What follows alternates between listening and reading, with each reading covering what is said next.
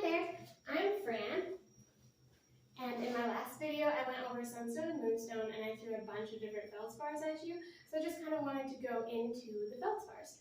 So this is our feldspar triangle, and you might see this in textbooks, or if you ever took a class, that's probably going to be in there. The term feldspar comes from the German feldspat, which feld means field, spat meaning flake. It was changed to the English feldspar. Spar is a term for non-opaque minerals with good cleavage. So that's how we got that.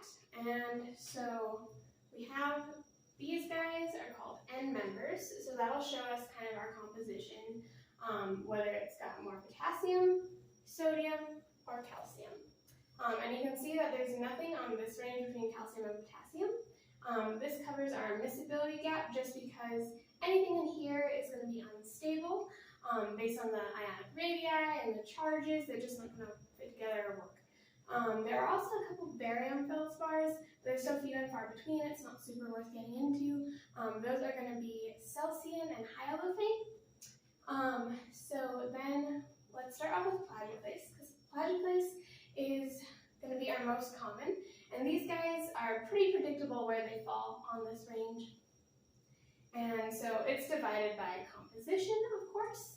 And so something like oligoclase, that's going to be what we find in granite a lot of the time.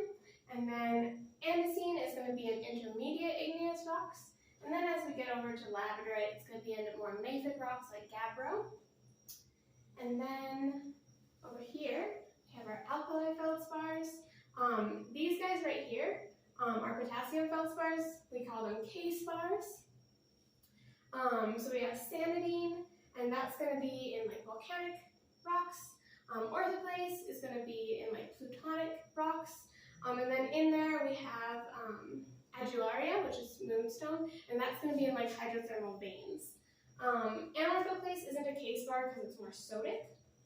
And then these guys are divided by chemical and optical properties, like the way they look through a petrographic microscope. And I think that kind of covers our triangle. Please, if you have questions, let me know. Let me show you a couple different minerals. Well, let's see. They're all feldspars, but let's see if you can tell me what they are. This one, really nice crystallization. This one is an orthoclase.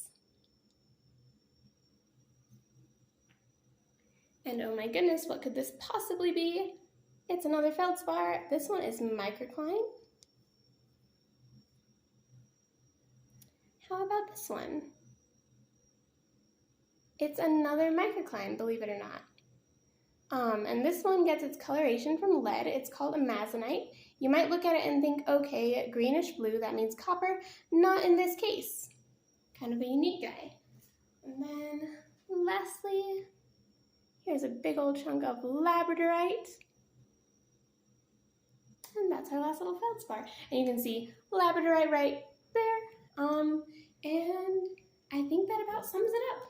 Thanks so much for watching, and please like and subscribe if you feel like it, and I will see you later. Bye!